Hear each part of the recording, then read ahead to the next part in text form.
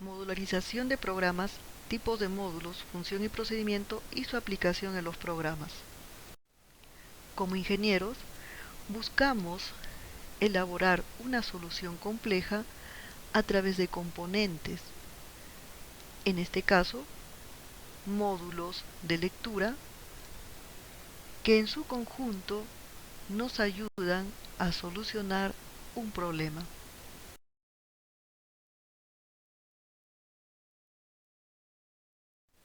Módulo tipo procedimiento para calcular una herencia.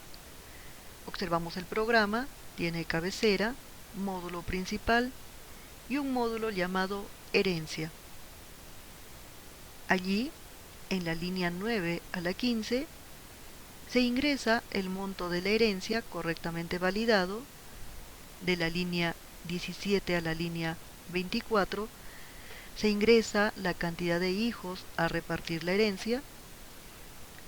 Y desde la línea 28 a la línea 40, el algoritmo de reparto en función a la cantidad de hijos, si es menor a 4 o mayor o igual a 4.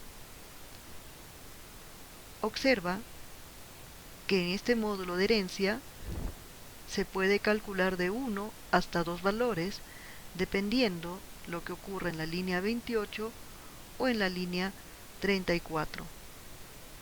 Por lo que se recomienda que este módulo herencia sea un procedimiento y no función, ya que la función solamente te dejaría devolver un valor y no dos si estuvieses calculando en el else de la línea 34.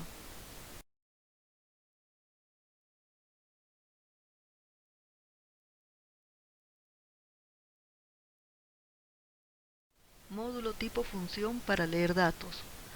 Observamos el programa, tiene la cabecera, el módulo principal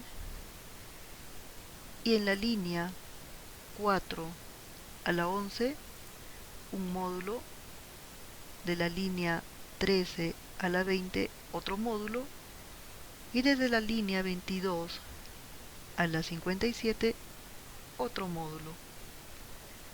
Es decir, el módulo lee dato F para tipo float, el cual es invocado para leer la herencia en la línea 29, y el módulo lee dato E entero, el cual es invocado en la línea 37 para leer la cantidad de hijos. Se desarrolla el algoritmo y el módulo herencia es invocado en la línea 61 en el módulo principal. Observa que se implementa un módulo para leer cada tipo de dato, no por cada variable, sino por cada tipo de dato, el cual puede ser invocado en otros módulos, como por ejemplo el de la herencia.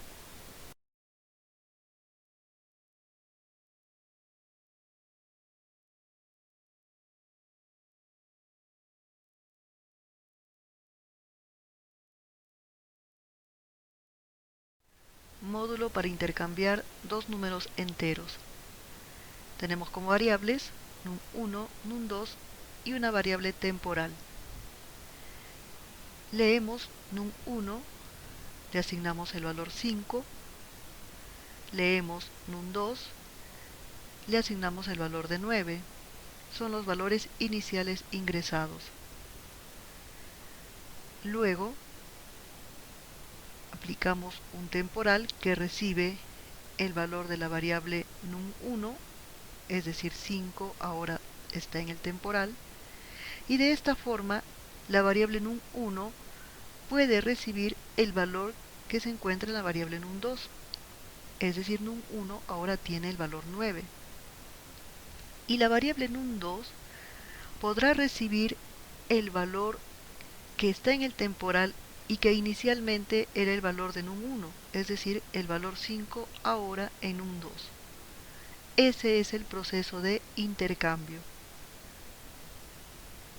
Ahora mostramos el valor de num1 es 9, mostramos el valor de num2 es 5 es decir, los valores finalmente intercambiados.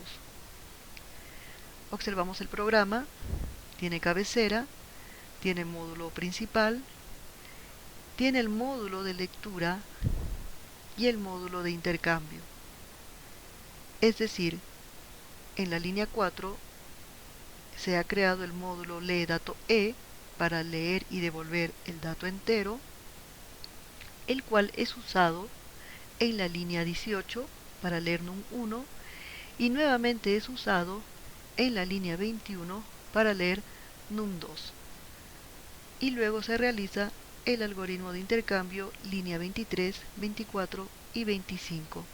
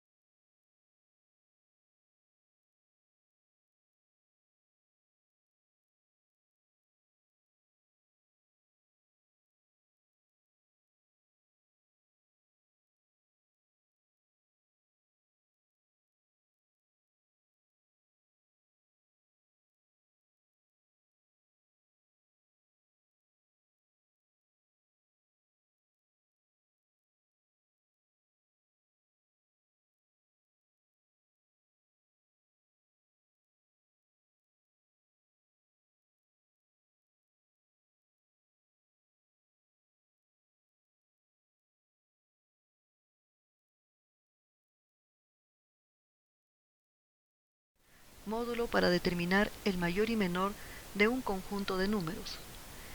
Se tiene el algoritmo que empieza en el punto 1, leer dato, y su código sin dato. 2, contar dato, cont más 1. 3, verificar si es el único dato, contador igual a 1.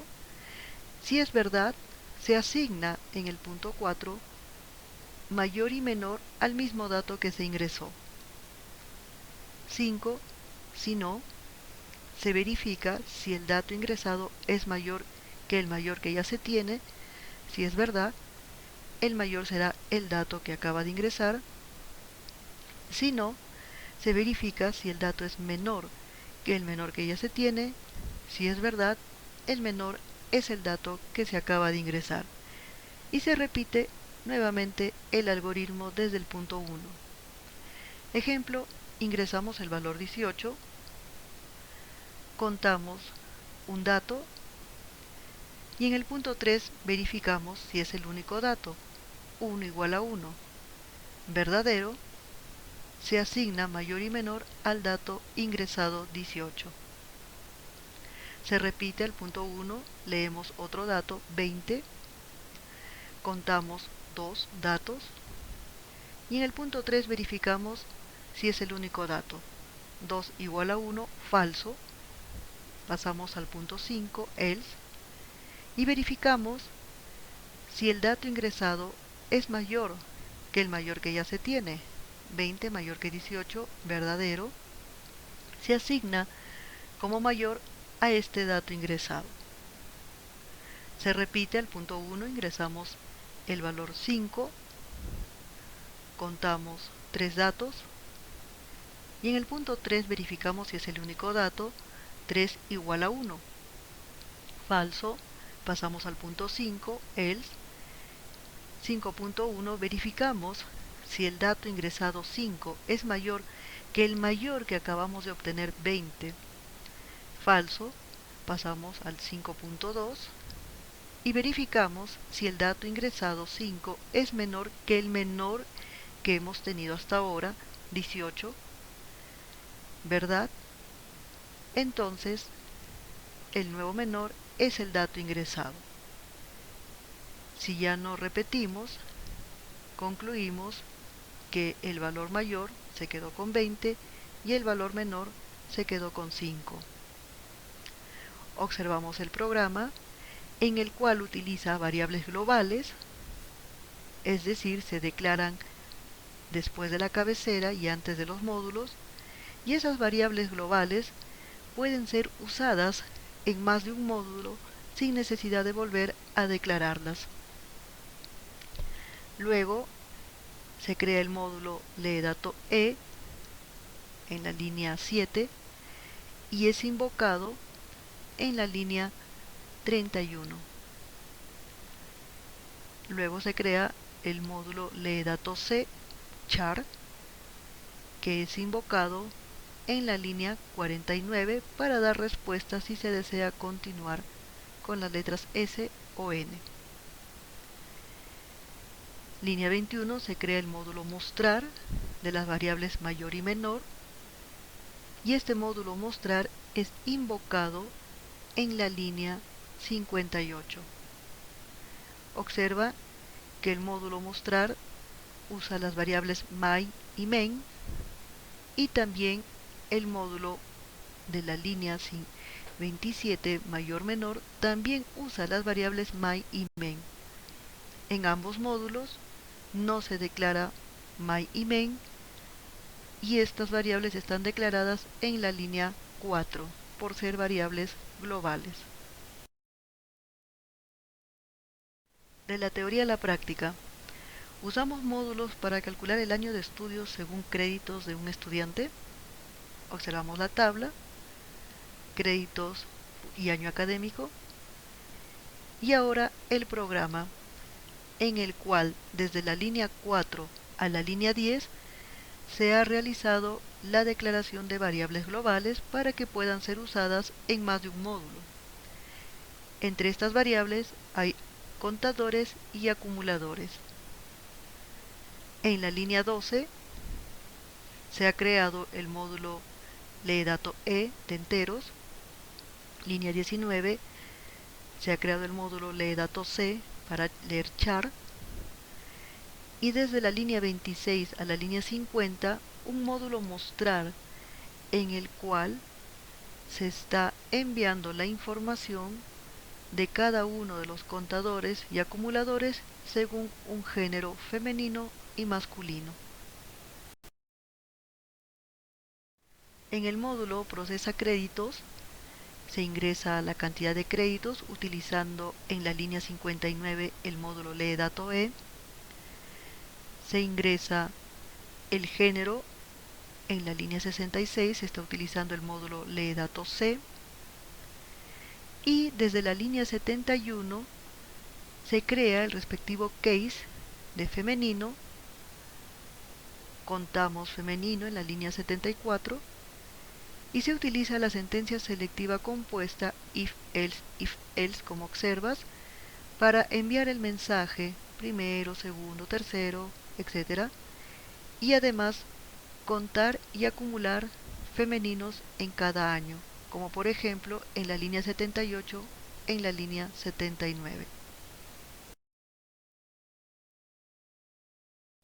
En el case de masculino, en la línea 108, se cuenta masculinos y también se aplica la sentencia selectiva compuesta if else para enviar los mensajes del año académico primero, segundo, tercero, etc. Y también se aplica contador y acumulador para masculinos, ejemplo en la línea 112 y 113. Además, en la línea 142 se muestra el valor de la variable mensaje obtenida en cada case. En la línea 144 es un contador general, al margen de ser masculino y femenino, igual va a contar. Y en la línea 145 acumula los créditos obtenidos, al margen de ser femenino o masculino. En la línea 147 a la 154 es enviar un mensaje si desea ingresar otro estudiante. Si eso es verdad, repite el código. Caso contrario, en la línea 156 se invoca al módulo mostrar, en el cual envía toda la información de los contadores y acumuladores. Finalmente, en el módulo principal, en la línea 161, se está invocando al módulo procesa créditos. Conclusiones. Modularización de programas, tipos de módulos y su aplicación en programas. Recuerda, algunos módulos deben ser función, como los lee datos, para que permitan devolver el valor en el módulo que lo invoca. También el módulo es procedimiento si debe calcular y mostrar más de un valor. Finalmente, el módulo principal invoca a un módulo que realiza el algoritmo de solución, tal como observamos en el programa.